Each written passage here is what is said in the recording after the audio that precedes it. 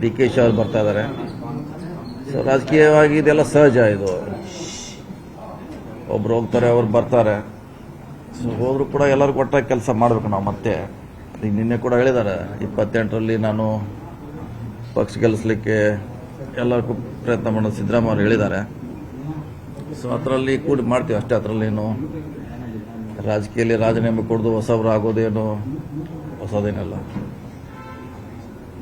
So ನೋಡೋಣ, ಇನ್ನು development 3-4 ವರ್ಷ ಏನೇನಾಗುತ್ತೆ, ಯಾವ ರೀತಿ ಬೆಳವಣಿಗೆ ಆಗುತ್ತೆ ಕಾದು ನೋಡೋಣ. ಸರ್, ವೇಣುಗೋಪಾಲ್ ಅವರು ನಿಮಗೆ ಫೋನ್ ಮಾಡಿದ್ರು ಕೆಪಿಸಿ ಅಧ್ಯಕ್ಷ ವಿಚಾರಕ್ಕೆ ಅಂತ, ಹೌದಾ ಸರ್? ಹಾಂ, ಚರ್ಚೆ ನಡೆದಿದೆ. ಅದು CM ಅವ್ರಿಗೆ ಹೇಳಿದ್ದೀವಿ, DCM ಅವ್ರಿಗೆ. ಅವರು ಅಂತಿಮವಾಗಿ ಇವತ್ತು ಮಾತಾಡ್ಕೊಂಡು ಬರ್ತು ಅಂತ ಹೇಳಿದ್ದಾರೆ. ಅವರೇನು ಮಧ್ಯಾಹ್ನ ಬರ್ತಾರೆ, ವಾಪಸ್ ಬಂದ ಮೇಲೆ ಕೇಳೋಣ ಏನೇನು ಡಿಸ್ಕಷನ್ ಆಗಿದೆ. ಸರ್, ನಿಮ್ಮ ಅಪೇಕ್ಷೆ ಇರೋದು ಸಚಿವ ಸ್ಥಾನದ ಜೊತೆಗೆ KPCC ಕೊಡ್ಲಿ ಅಂತನಾ, ಹೆಂಗೆ ಸರ್? ಇಲ್ಲ, ಅದನ್ನು DCM CM ಅವರು ಅವರೇ ನಿರ್ಧಾರ ಮಾಡಬೇಕು ಯಾವ ರೀತಿ ಇರಬೇಕಂತ. ಸೊ ಅವ್ರ ಮೇಲೆ ನಾವು ಒಪ್ಸಿದ್ದೀವಿ ಯಾವ ರೀತಿ ಇರಬೇಕಂತ. ನೀವೇ ಮಾತಾಡ್ಕೊಳ್ಳಿ ಹೈಕಮಾಂಡ್ ಜೊತೆ. ಸೊ ಅವ್ರು ಮಧ್ಯಾಹ್ನ ಬಂದು ಹೇಳಿದ್ಮೇಲೆ ನೋಡೋಣ ಏನು ಹೇಳ್ತಾರೆ ಮುಂದೆ. ಮೊನ್ನೆ ಹೇಳಿದ್ವಿ, ಅವ್ರಿಗೂ ಹೇಳಿದ್ದೀವಿ ಇದ್ರ ಬಗ್ಗೆ ಮಾತಾಡ್ಕೊಂಡು ಬನ್ನಿ ಅಂತ, ಅಧ್ಯಕ್ಷಗೂ ಹೇಳಿದ್ದೀವಿ. ಸೊ ಬಂದ್ಮೇಲೆ ಮಧ್ಯಾಹ್ನ ಮಾತಾಡ್ತೀನಿ, ಅವ್ರು ಏನು ಹೇಳಿದಾರೆ ಗೊತ್ತಿಲ್ಲ ನನಗೆ. ಸರ್, ಮುಖ್ಯಮಂತ್ರಿಗಳ ವಿಚಾರ ಬಗ್ಗೆ ಹೇಳಿದ್ದೆ, ನಾಳೆ CLP ಇದೆ, ಕ್ಲಿಯರ್ ಆಗುತ್ತೆ. ಹೆಚ್ಚುವರಿ DCM ವಿಚಾರದ ಏನಿದೆ ಸರ್ ಪ್ರಸ್ತಾಪ? ಅದು ಗೊತ್ತಿಲ್ಲ. ನಾಳೆ CLP ಆದಮೇಲೆ ಅದು ಚರ್ಚೆ ಆಗ್ಬೋದು. ಎಷ್ಟು ಜನ DCM ಆಗ್ತಾರ ಅಥವಾ ಆಗದೇ ಇರ್ಬೋದು. ಎರಡು ಚಾನ್ಸ್ ಇದೆ, ಆಗ್ಬೋದು ಆಗದೇ ಇರ್ಬೋದು, ಎರಡು ಇದೆ ಚಾನ್ಸ್.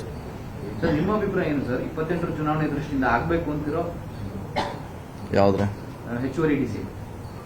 ಇಲ್ಲ, DCM ಮಾಡ್ಬೋದು, ಮಾಡದೇ ಇರ್ಬೋದು. ನಾವು ಕೆಲಸ ಯಾವ ರೀತಿ ಮಾಡ್ತೀವಿ, ಜನರ ಹತ್ರ ಎಷ್ಟು ಹೋಗ್ತೀವಿ, ಏನು ಕಾರ್ಯಕ್ರಮ ಕೊಡ್ತೀವಿ, ಡೆವಲಪ್ಮೆಂಟ್ ಮೇಲೆ ಜನ ಓಟ್ ಹಾಕ್ತಾರೆ. DCM ಮಂತ್ರಿ ಇದೀವಿ, ಇನ್ನೊಂದಿದೆ ಅಂತ ಹಾಕೋಲ್ಲ. ನಮ್ಮ ಐಡಿಯಾಲಜಿ ಇದೆಲ್ಲ ಕೌಂಟ್ ಆಗುತ್ತೆ ಚುನಾವಣೆ. ಅದು ಒಂದ್ಸರಿ ಆಗುತ್ತೆ, ಆಗೋಲ್ಲ, ಹೇಳಲಿಕ್ಕಾಗೋಲ್ಲ. ಆಗ್ಬೋದು, ಆಗದೇ ಇರ್ಬೋದು, ಹೇಳಲಿಕ್ಕಾಗೋಲ್ಲ. ಇನ್ನು 2 ವರ್ಷ ಇದೆ. 2 ವರ್ಷವರೆಗೆ ಅದನ್ನು ಹಿಡಿದಿಟ್ಕೋಬೇಕಲ್ಲ, ಅದು ಭಾಳ ಕಷ್ಟದ ಕೆಲಸ. 2 ಇಯರ್ಸ್ ನಾವು ಸಸ್ಟೇನ್ ಮಾಡ್ಕೋಬೇಕಲ್ಲ ಅದನ್ನು. ಇಲ್ಲ, ಅದು ಹೈಕಮಾಂಡು ಹೊಸ CM ಸಿದ್ದರಾಮಯ್ಯ ಅವರು ನಿರ್ಧಾರ ಮಾಡಬೇಕು ಯಾವ ರೀತಿ ಅಂತ. ಸರ್, ಸಿದ್ದರಾಮಯ್ಯನವರ ಬೆನ್ನಿಗೆ ಅವರ ಜೊತೆಗಿದ್ದಂತಹ ಆಪ್ತರು ಇನ್ನೊಂದು ಸ್ವಲ್ಪ ಸ್ಟ್ರಾಂಗ್ ಆಗಿ ನಿಲ್ಬೇಕಿತ್ತು ಅನ್ನುವಂತ ಅಭಿಪ್ರಾಯ ಇದೆ ಸರ್.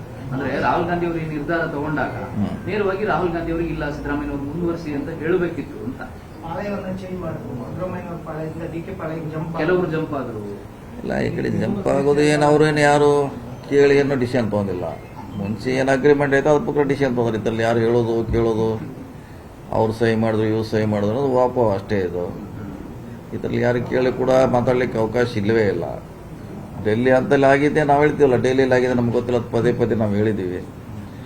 ಡೆಲ್ಲಿಯಲ್ಲಿ ನಿರ್ಣಯ ಆಗಿತ್ತು, ಅಲ್ಲೇ ಅದನ್ನು ಮುಗಿಸಿದ್ದಾರೆ. ಮತ್ತು ಇನ್ನೇನು ಬೆಂಗಳೂರಲ್ಲಿ ಅದನ್ನು ಚರ್ಚೆ ಮಾಡೋದ್ರಲ್ಲಿ ಇಲ್ಲ, ಇನ್ಸರಿ ಪ್ರಶ್ನೆ ಇಲ್ಲ. ಈಗ ಹೈಕಮಾಂಡ್ ಡಿಸಿಷನ್ ತೊಗೊಂಡ್ಮೇಲೆ ಪ್ರಶ್ನೆ ಬರೋದಿಲ್ಲ. ಅದು ಸಿದ್ದರಾಮಯ್ಯ ವಿರುದ್ಧ ಸಹಿ ಸಂಗ್ರಹ ಮಾಡಿ ಹೈಕಮಾಂಡ್ ಅದೆಲ್ಲ ಸುಳ್ಳು, ಯಾರು ಮಾಡಿಲ್ಲ. 37 ಜನ ಮಾಡ್ರೆ ಮತ್ತೆ 200 ಜನ ಅವ್ರ ಅಭಿಪ್ರಾಯ ಬೇಡ. 37 ಜನ ಮಾಡ್ರೆ 200 ಜನದ ಅಭಿಪ್ರಾಯ ಕೇಳಬೇಕಲ್ಲ. ಹಂಗ ಸುಮ್ಮನೆ ಯಾರೋ ಅದು ಹಾಕಿದಾನಂತೆ ಅದೇ ಚರ್ಚೆ ಬೇಡದು. ಮತ್ತು ಅವರೇ ಹೀರೋ ಆದಲ್ಲ 37 ಜನ, 200 ಜನ ಎಲ್ಲೋದ್ರ ಪ್ರಶ್ನೆ. ಅದೆಲ್ಲ ಸುಳ್ಳು, ಯಾರೋ ಒಬ್ಬರ ಹಾಕಿದಾರೆ ವಾಟ್ಸಪ್ಪಲ್ಲಿ ಟ್ವೀಟ್ ಮಾಡೋಂತ ಪ್ರಮುಖ ಆಗೋಲ್ಲ. ಅದು ಯಾವುದೇ ಸಹಿ ಹೋಗಿಲ್ಲ, ಯಾರು ಚರ್ಚೆನೂ ಮಾಡಿಲ್ಲ, ಒಪ್ಪಂದ ಪ್ರಕಾರ ಆಗಿದೆ ಅಷ್ಟೇ. ಅದರಲ್ಲಿ ಸರ್, ಈಗ ಸಿದ್ದರಾಮಯ್ಯನವರ ಅನುಪಸ್ಥಿತಿ ಕಾಂಗ್ರೆಸ್ಗೆ ಕಾಡಲ್ವಾ ಸರ್? ಅಂದ್ರೆ ಹೈಂದವರ್ಗನ ಹೇಗೆ ಒಟ್ಟಾಗಿಡ್ತೀರಿ ಸರ್? ಇರ್ತಲ್ಲ, ಅವ್ರು ಹೇಳಿದ್ರಲ್ಲ 28 ನಾ ಇರ್ತೀನಿ ಅಂತಾರೆ. ಅಲ್ಲಿ ಅವರಿಗೆ ಮತ್ತೊಬ್ರು ಅವ್ರ ಜಾಗ ತುಂಬಬೇಕು.